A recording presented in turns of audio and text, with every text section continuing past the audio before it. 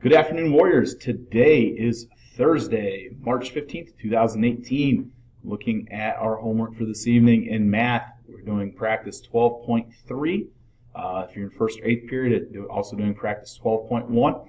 Remember, on Monday is our Module 12 quiz, and this is dealing with coordinate planes, graphing points, and writing equations from tables.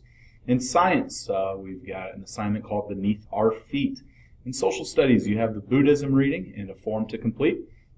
In language arts, if you did not complete the expository writing practice feedback form in classroom yesterday, please do that. That's just information for the language arts teachers to get, so that way we can work on improving the unit moving forward. Finally, in literature, remember your AR points for the third quarter are due tomorrow. Hopefully you got all of your points and your requirements. We will start fresh with the fourth quarter AR reading next Monday. Also, your reading rally for this evening is the Alligators Super Sense. That's it for today. Make it a good one, and go Bucks.